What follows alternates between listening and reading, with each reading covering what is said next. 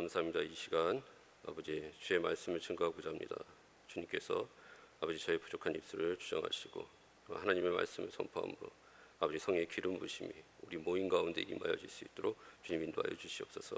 감사합니다. 예수님 이름으로 기도합니다. 아멘. 서 목사님이 잠깐 말씀해 주셨는데 백신 코로나도 잘 피해 다녔어요. 코로나도 참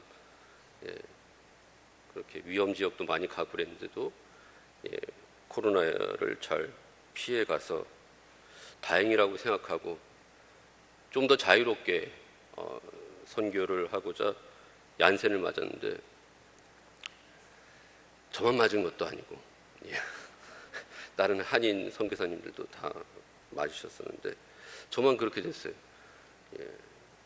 첫날은 그래도 괜찮았는데 3일 되는 때부터 이게 왼쪽 다리가 막 마비돼서 올라오기 시작하는 거예요. 그래서 두통은 없었는데 이제 온몸이 저린 게 온몸을 돌아다니는 거예요. 밑에 부분은 그래도 참을만 했는데 이 머리 쪽으로 오면 참기가 힘들더라고요. 그래서 몇 번씩 고민하다가 그 네팔에서 이제 2번 응급실에 갔는데도 별게 없어요. 그 치료 방법도 없고 왜 그런지 모르겠다 그러고 네팔은 특별히 뭐 백신 후유증 같은 것도 없고요. 그래서 그냥 링게를 맞고 조금 며칠 괜찮으면 또 다시 그러고 그래서 여행 가방을 만지작거리다가 몇 번이나 2번째 아팠을 때 어쩔 수 없이 이제 다시 귀국을 하게 됐습니다. 그래서 저번에도 온 지 얼마 안 된 것 같은데 또 불러주셔서 감사하고 죄송하고 다 이렇게 마스크 쓰고 계시는데 저만 벗고 있어서 또 그것도 죄송하고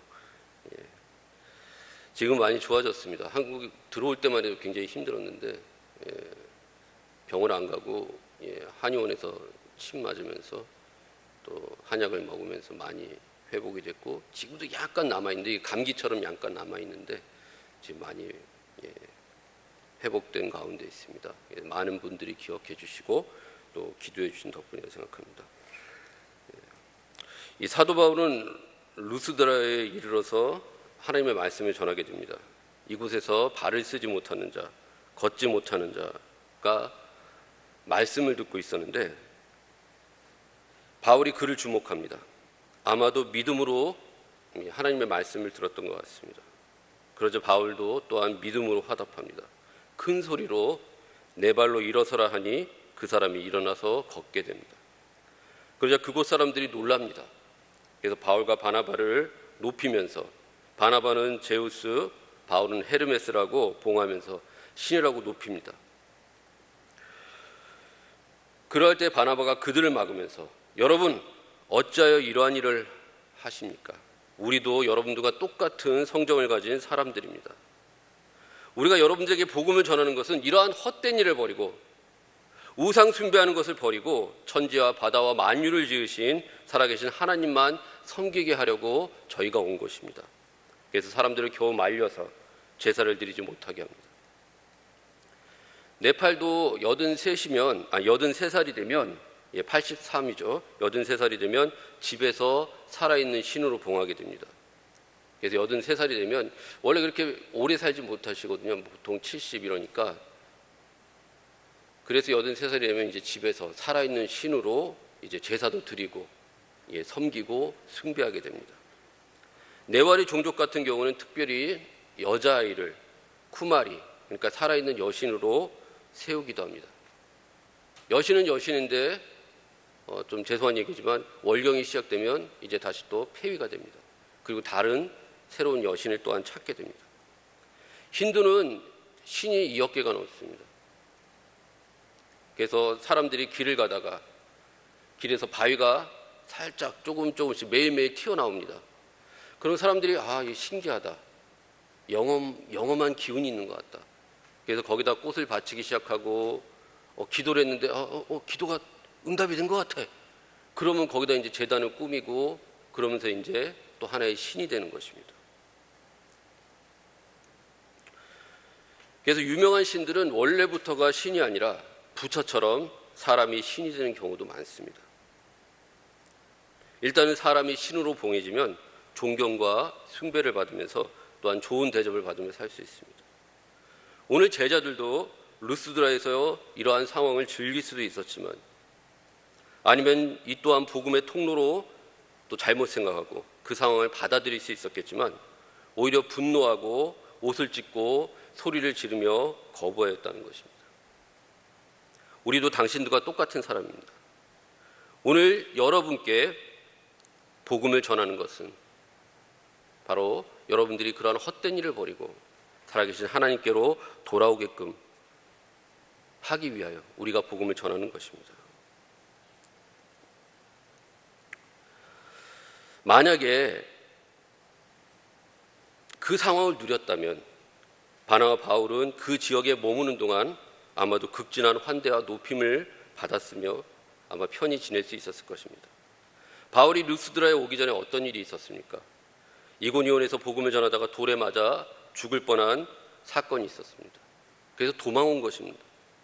그래서 루스드라에서는 편하게 대접을 받으면서 시간을 가지고 천천히 복음을 전하며 잘못된 것을 잡아가며 사람들을 변화시킬 그러한 기회를 잡을 수도 있었지만, 그들을 말려서 자신들에게 제사를 드리지 못하게 합니다. 네팔의 교회들은 아무래도 힌두교 배경이 되다 보니까 좋지 못한 전통이 있습니다. 물론 제 생각일 수도 있지만, 이제 설교 시간이 되면, 찬양을 드리고 설교 시간이 되면 목사님이 뒤에서부터 강대상에 나올 때까지 이제 소개를 합니다. 이제 존경하는 우리 목사님 나오신다고 박수로 맞아주십시오. 그럼 막 박수를 칩니다. 이렇게 사람을 높이다 보니까 예수님께서 주인이 되셔야 할 교회가 목사님이 주인이 될 때가 있습니다. 그래서 제가 나올 때는 제발 박수를 치지 말라. 예배 시간에는 하나님께만 영광을 돌리는 시간이라고 그렇게 말릴 때도 있었습니다. 어떠한 사람들은 이렇게 이 존경을 받는, 박수를 받는 모습을 보면서 자신도 모르게 그것을 부러워하고 어떤 사명감 없이 소명감 없이 목사가 주의 종이 되기를 원하는 사람들도 있습니다. 오늘날 많은 사역자들이 자신을 제우스라, 또 헤르메스라 여기지는 않지만 어느 순간 자신도 모르게 교회 안에서 제우스와 헤르메스가 되어 하나님보다 자신을 더 높일 때도 있습니다. 야고보와 요한의 어머니가 그 아들들을 데리고 예수 앞에 나와 간청합니다. 두 아들을 주의 나라에서 하나는 주의 우편에 하나는 좌편에 앉게 하소서. 높은 자리에 앉게 해달라는 것입니다. 그래서 예수님께서 뭐라고 말씀하십니까? 너희 중에 누구든지 으뜸이 되고자 하는 자는 너희의 종이 되어야 하리라. 인자가 온 것은 섬김을 받으려 함이 아니라 도리어 섬기려 하고 자기 목숨을 많은 사람의 대속물로 주려 함이니라 라고 말씀하셨습니다. 사도 바울은 전도자의 삶을 살면서 많은 유명세를 치러야 했을 것입니다. 물론 그를 비난하는 사람들도 있었지만 그가 베푸는 여러 기사와 이적들을 바라보면서 열광하며 그를 하나님처럼 여기며 섬기려고 하는 사람들도 있었을 것입니다. 그러나 그럼에도 그는 사도 중에 자신을 가장 낮은 자라 말했고 죄인 중에 괴수이며 부끄러운 일을 많이 하였기에 사도라 칭함을 받는 것도 부끄럽다고 말씀하셨습니다. 그저 내가 나된 것은 하나님의 은혜이며 내가 일을 많이 하고 수고도 많이 했지만 내가 한 것이 아니요 오직 나와 함께 하신 하나님의 은혜로다라고 고백하였습니다.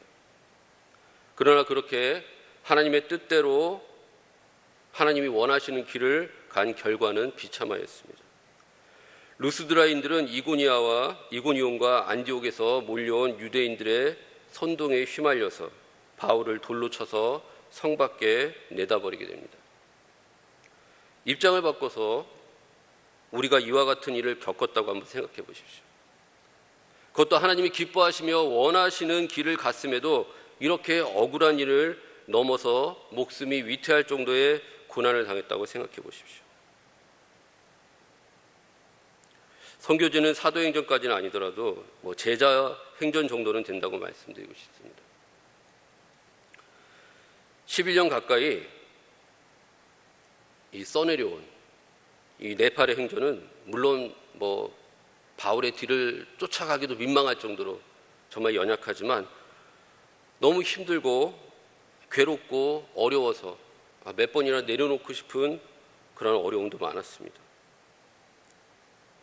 네팔을 위해서 기도를 한 것도 아니었고, 네팔을 놓고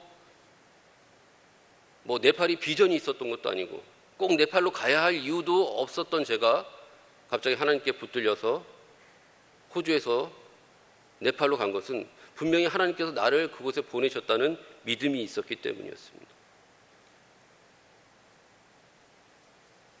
그렇지만 하나님께서 보내셨음에도 불구하고 탄탄대로가 열리지 않았다는 것입니다. 그렇지만 그럼에도 시간이 지나면 지날수록 조금씩 열매를 거두게 되었고요. 그러다 보니까 저한테 관심조차 안 주던 그런 네팔 목사님들도 저에게 관심을 가지게 되고, 그리고 저에게 박수를 보내고 저를 높여주기 시작했습니다. 어떨 때는 민망할 정도로 무슨 왕이나 되는 것처럼 저를 높여주셨고, 그래서 어느 정도 그 분위기를 누렸던 적도 있었습니다.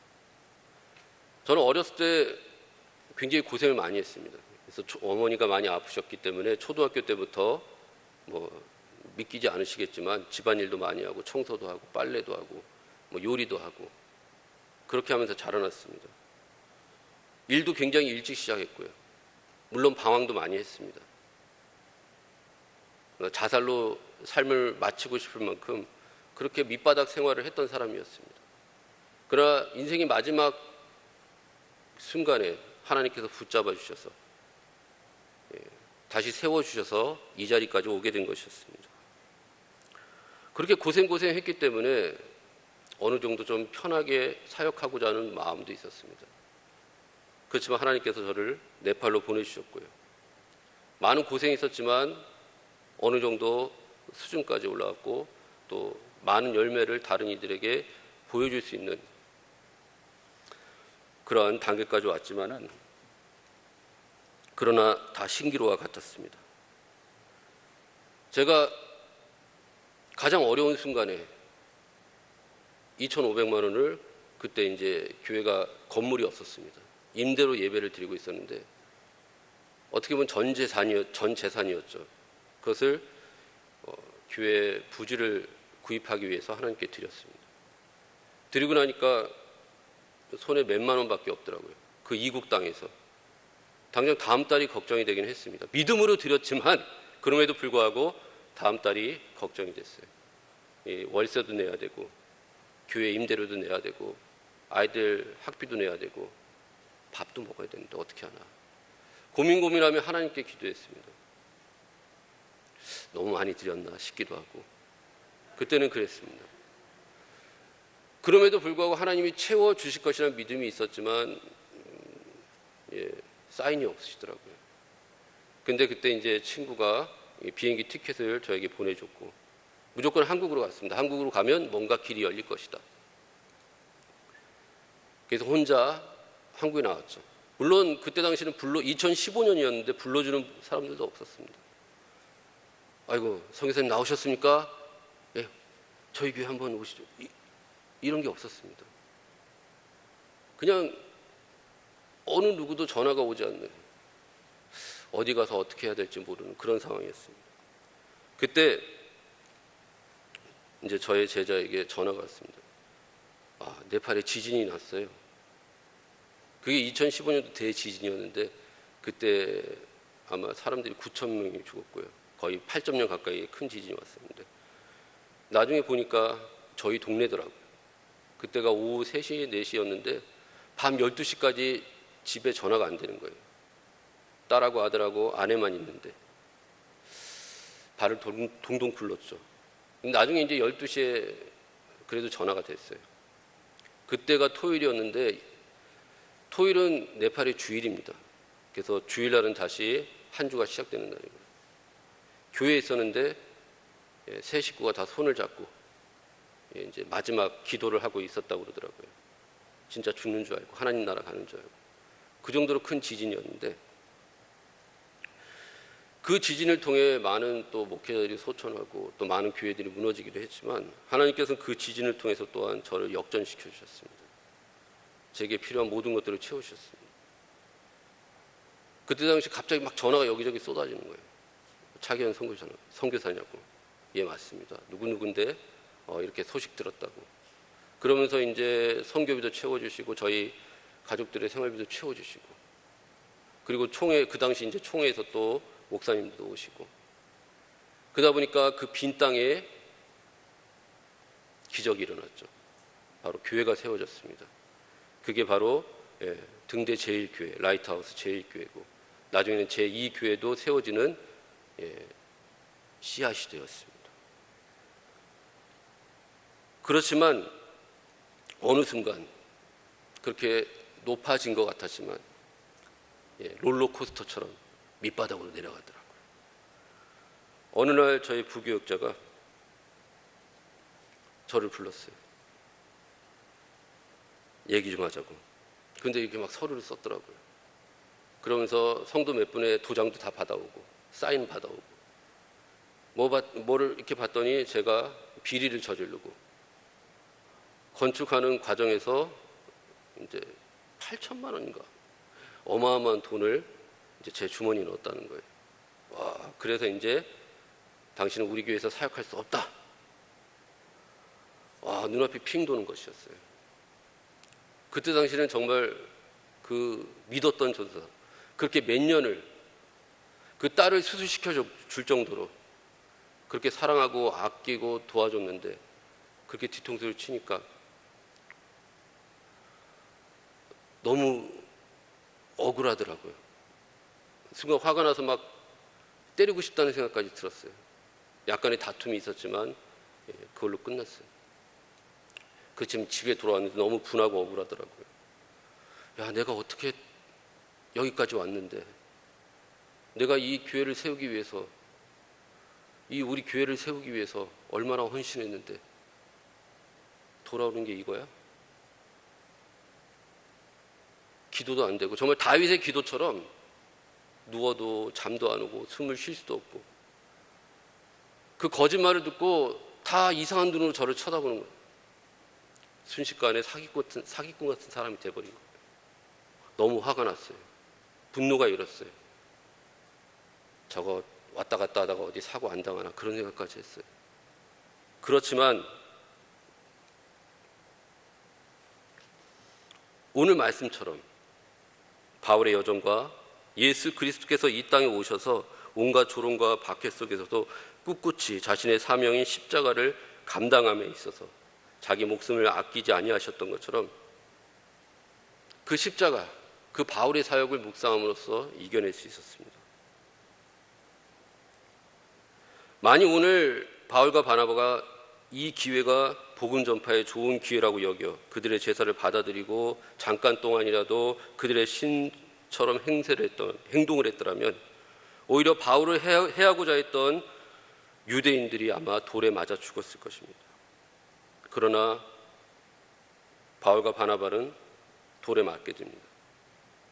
그들은 바울과 바나바가 죽은 줄 알고 그 시신을 끌어다가 성 밖에 버리고 돌아갑니다. 죽을 정도로 돌에 맞았다는 것입니다. 숨이 끊어질 정도로 돌에 맞았다는 것입니다. 그러나 죽은 줄만 알았던 바울이 다시 일어납니다. 더 놀라운 것은 그 상한 몸을 이끌고 더베로 가서 전도를 하고 더 많은 사람들을 제자로 삼았다는 것입니다. 물러설 법도 한데 이제 못하겠어요. 이제 힘들어요. 더 이상 돌에 못 맞겠어요 라고 물러설 법만 한데 그러나 그러지 않았다는 것입니다. 그러면서 바울이 오늘 이 본문의 말씀을 제자들에게 전합니다. 마음을 굳게 하여 이 믿음에 머물러 있으라. 권하고 또 우리가 하나님의 나라에 들어가려면 많은 환난을 겪어야 할 것이라고. 오늘 바울이 고백했던 이 믿음이 무엇입니까? 이 믿음이란 참된 하나님만을 섬기는 믿음입니다. 참되신 유일하신 하나님의 섬김에 있어서 어떠한 어려움에도 굴복하지 않고 하나님을 버리지 않는 것이, 또한 떠나지 않는 것이 바로 이 믿음이라는 것입니다. 그래서 사도 바울은 고린도전서 1장 22절 24절에서 유대인은 표적을 구하고 헬라인은 지혜를 찾으나 우리는 십자가에 못 박히신 그리스도를 전하니 유대인에게는 꺼리끼는 것이요 이방인에게는 미련한 것이로되 오직 부르심을 받은 자들에게는 유대인에게나 헬라인에게나 그리스도는 하나님의 능력이요 하나님의 지은이라고 고백합니다. 그러나 이 고백의 뒤에는 환난과 고난이 기다리고 있습니다. 그럼에도 이런 많은 환난과 핍박과 고난이 있었음에도 바울의 여정은 시작도 그 과정도 결과도 아름다웠다는 것입니다. 사도행전 20장 24절에 보면 그의 신앙적인 결단이 잘 나타나 있습니다. 나의 달려갈 길과 주 예수께 받은 사명, 곧 하나님의 은혜의 복음 증거하는 일을 마치려 하면은 나의 생명을 조금도 귀한 것으로 여기지 아니하노라. 우리는 남의 고난에는 감동을 받을 수 있으나, 도전을 받을 수 있으나, 자신이 고난을 지거나 환난 가운데 놓여지는 것은 정작 꺼려하거나 두려워하는 자들이 많습니다. 하나님을 사랑하지만 제자도는 거부하며 고난은 특별한 사람들의 전유물이라고 생각하는 분들도 있습니다. 예수님이 이미 고난을 다 당하셨는데 왜 우리가 고난을 당해야 하는가라고 반문하며 고난에 대해서 듣기를 꺼려하는 분들도 많습니다. 우리는 하나님을 사랑한다고 하면서 교회 공동체의 주인이 예수님이라고 하면서도 사람들로부터 환호를 받기 원하고 편한 자리에 앉기를 원하고 대접받기를 원하며 초라하고 사람들이 찾지 않는 곳은 망설여하며 하나님이 기뻐하시는 일보다는 사람들을 기쁘게 하며 세속적인 방법으로 공동체를 이끌어가므로 마지막에는 세속적인 그룹으로 전락함으로 자신들이 교회의 머리가 되고 마는 악한 결과를 가져오게 됩니다. 사도 바울과 바나바가 능력의 사람으로 쓰임받고 큰 일을 해낼 수 있었던 것은 그들이 지식이 있고 똑똑해서가 아닙니다. 학식과 경험이 많아서가 아닙니다. 처음 믿은 그것을 놓치지 않았다는 것입니다. 세상의 방법을 따라가지 않으며 그로 인해 핍박을 당한다 할지라도 흔들리지 않는 한결같은 그 믿음이 있었기 때문입니다. 하나님의 사람은 시작도 마지막도 변함이 없어야 될 줄 믿습니다. 교회 공동체는 여러 사람들이 모입니다. 그러다 보니까 서로의 생각이 틀리게 되고 의견의 충돌도 많이 일어나게 됩니다. 그러나 우리의 마지막이 아름다워지기를 원한다면 오늘 우리의 생각이나 경험을 내려놓고 하나님의 말씀대로 하나님이 기뻐하시는 뜻대로 순종해야 마지막도 아름다울 수 있습니다. 에베소서 6장 24절에 보니까 우리 주 예수 그리스도를 변함없이 사랑하는 모든 자에게 은혜가 있을지어다라고 말씀하고 있습니다. 이처럼 어떠한 박해와 어려움에도 흔들리지 않고 변함없이 주님을 사랑하고 교회에 충성하며 맡은 사명을 끝까지 감당하는 자에게 하나님께서 은혜와 복을 주시는 것입니다. 사람은 결말이 좋아야 합니다. 출발이 찬란했어도 결말이 좋지 않으면 공든탑이 무너지듯이 모든 것이 수포로 돌아갈 수도 있습니다. 많은 지도자들이 인생의 결말이 찬란하지 못함을 보고 있습니다. 아름다운 출발과 과정을 거쳤지만 나중에는 자신의 것을 지키기 위해서 스스로 무너지기를 택하고 그리하여 믿지 않은 자들에게나 믿는 자들에게 좋지 못한 모습을 보이며 인생의 결말이 안 좋은 방향으로 흘러가는 것을 보게 될 때가 많습니다. 지금은 종교법 때문에 종교금지법이 있어서 전도를 못하고 있지만 네팔에서도 2017년까지는 노방전도를 많이 했습니다. 각오는 했지만 이 전도지를 눈앞에서 드리면은 눈앞에서 찢어버리거나 내가 교회를 불태우겠다는 이야기, 동네에서 내쫓겠다는 이야기, 당신 미쳤냐는 소리를 듣기도 했습니다. 그럼에도 물러서지 않고 이 땡볕이 내리쬐는 더운 여름에도 막 어린아이들이 좋아하는 캐릭터 복장을 입고 북을 치면서 아이들을 모으고 또 모았습니다. 네팔에 가보시면 알겠지만 네팔은 굉장히 낙후되어 있습니다. 특별히 도로도 낙후되어 있고요. 200km의 길을 가려고 하면 저희 나라에서는 얼마 걸리지 않지만 네팔에서는 몇 시간을 가야 합니다. 길이 안 좋기 때문에, 터널이 없기 때문에. 7, 8시간 이렇게 사역지를 가게 되면 허리가 끊어질 것 같습니다. 올라가도 제대로 쉴 데도 없습니다. 잠자리도 불편하고 그렇게 무는 것도 많고 항상 말씀드리지만 그럼에도 불구하고 하나님께서 함께 하시기 또 하나님께서 열매를 부어주셨기 때문에 여기까지 올 수 있었습니다. 만약 물러섰다면 이 자리에 설 수 없었을 것입니다.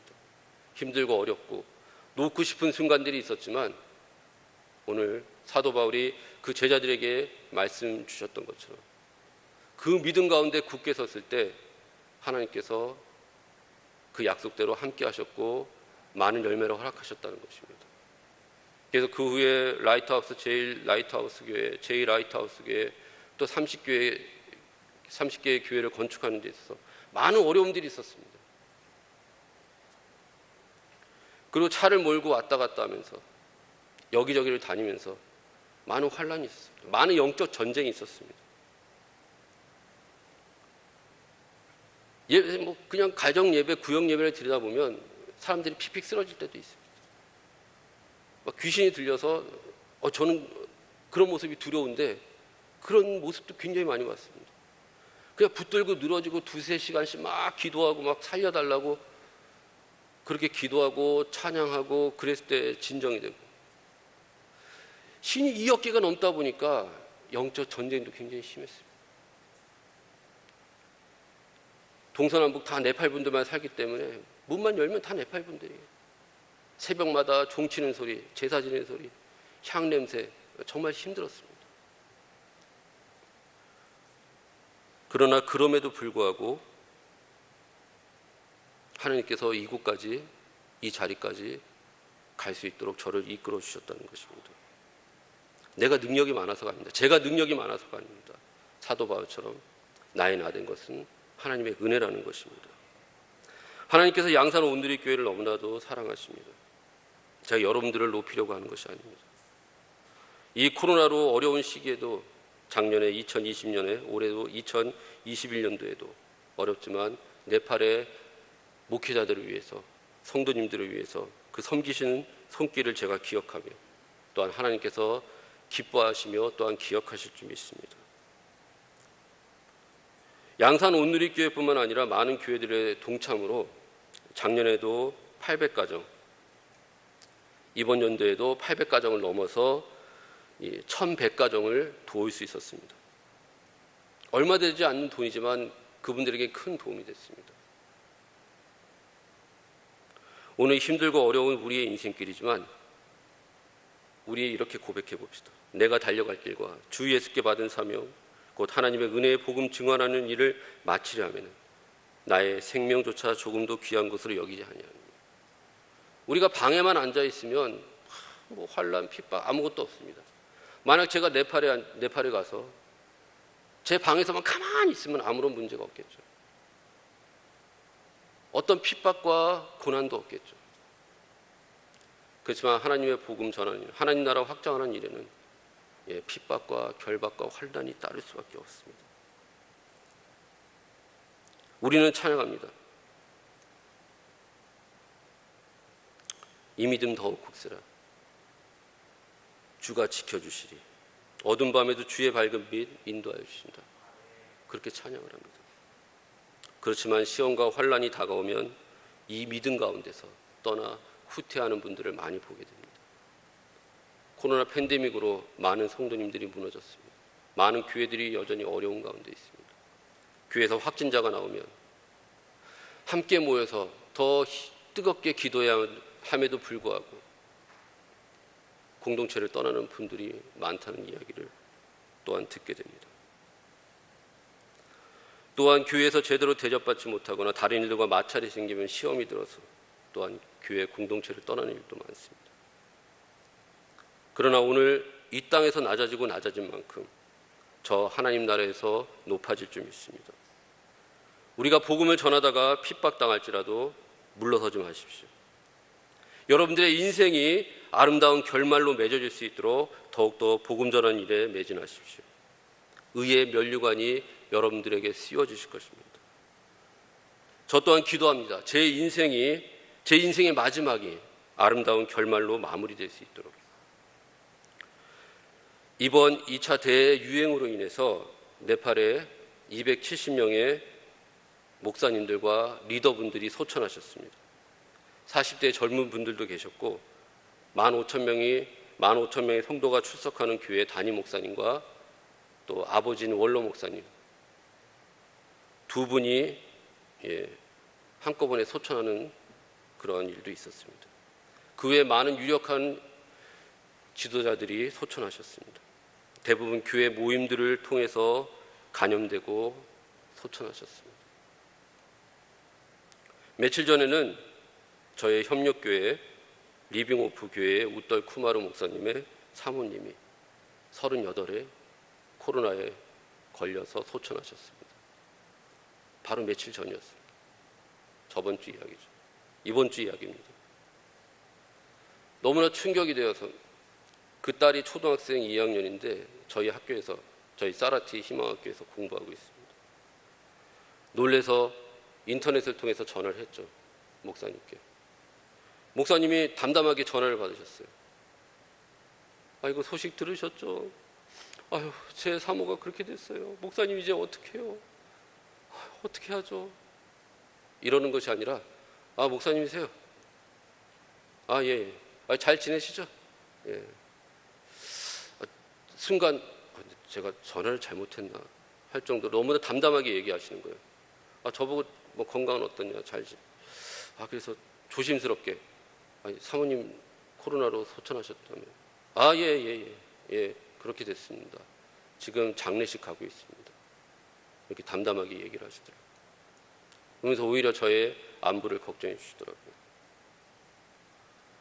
심지어 그 시신을 보지도 못했어요. 멀찍이 서서. 병원에서 내주지 않아서, 정부에서 내주지 않아서 그냥 멀리서 보면서 장례식을 하고 쓸쓸히 돌아섰다는 그 이야기를 들었습니다. 이 모든 죽음들이 비참한 죽음이라 말할 수 없습니다. 세상의 사람들은 비참한 죽음이라 말할 수 있겠지만 저희는 그렇게 말할 수 없습니다. 저희 고모가 항상 그런 얘기를 하십니다. 천주교 신자이신데, 야, 차 목사, 이제 너도 좀 꽃길을 좀 걸어야 되지 않겠냐고. 저희 고모가 생각하는 꽃길은 무엇일까요? 이제 한국으로 돌아와서 정착도 하면서 작은 교회라도 담임 목사를 하는 것이 우리 고모님의 생각에서는 꽃길이라는 것입니다. 그래서 제가 고모님께, 고모님, 저는 이미 꽃길을 걷고 있습니다. 제가 걷고 있는 이 길이 꽃길입니다. 예, 맞습니다. 세상 사람들의 눈에는 저희가 가는 길이 꽃길이 아닙니다. 많은 환난과 시험과 역경이 기다리고 있습니다. 그러나 사도 바울의 그 여정이 아름다운 결말로 마무리되었듯이 오늘 많이 힘들지만, 많이 어렵지만, 그럼에도 우리는 흔들리거나 넘어지거나 인간적인 방법을 동원해서 종교에는 스스로 침륜에 빠지는 것이 아니라 아름다운 시작과 아름다운 결말로 인생을 마무리했던 오늘 사도 바울의 고백처럼 그렇게 항상 흔들리지 않는 이 믿음에 머물러 있음으로 승리하는 여러분 되시기를 주님의 이름으로 축원하는 바입니다. 그렇게 많은 네팔 교회 지도자들이, 목사님들이 소천하셨지만 그럼에도 불구하고 네팔 교회가 무너지냐? 아니요, 절대로 무너지지 않습니다. 오히려 더 강성하게 지금 세워지고 있습니다. 이 코로나 팬데믹 상황 속에서도 예배로 제 시간에 모이지 못하니까 새벽에 예배를 드립니다. 6시, 7시에 모여서 아침 그렇게 예배로 모이고 흩어지고, 저희 이소로 목사님 같은 경우는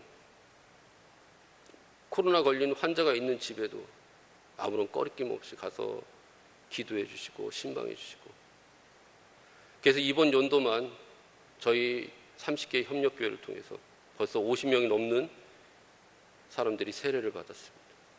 그리고 계속 예수님을 영접하는 사람들의 숫자도 늘어나고, 여전히 내일을 바라보면 힘듭니다. 먹을 것도 없고 먹을 것도 떨어져 가고 아이들 어떻게 공부시켜야 하는 그런 인생의 문제들이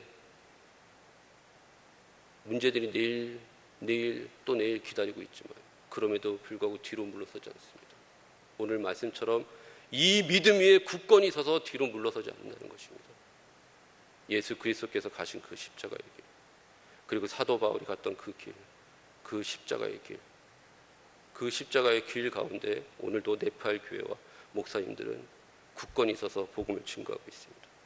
그 네팔 교회를 위해서 기도해 주신 여러분 되시기를 간절히 부탁드리며, 또한 그렇게 그 믿음 가운데 서서 아름답게 인생을 마무리하는 여러분 되시기를 예수님 이름으로 축원하는 바입니다. 우리 잠시 기도하기 원합니다. 기도할 때 우리의 인생이 정말 아름다운 마무리가 될 수 있도록, 아름다운 결말이 될 수 있도록, 그래서 하나님 앞에 칭찬받는 모습으로 세워질 수 있도록 의에 예비된 그러한 면류관을 받을 수 있는 그러한 성도들, 아름다운 그런 결말로 마무리되는 내가 되기로 우리 잠시 기도하기 원합니다. 할렐루야. 사랑의 하나님 아버지, 감사드립니다. 아버지 주님 감사합니다. 아버지, 오늘 우리의 심령이 아버지가 하나님 앞에 온전히 아름답게 바로 세워지기 원합니다. 아버지, 강한 십자가 용사로서 세워지기 원합니다. 어떤 어려움과 환난과 핍박이 다가온다 할지 물러서는 것이 아니라 오히려 아버지 강하고 담대한 용사로 세워져 또한 십자가를 바라보므로 승리하는 우리들 되기 원합니다. 주님, 우리의 마음을 주장하여 주시옵소서.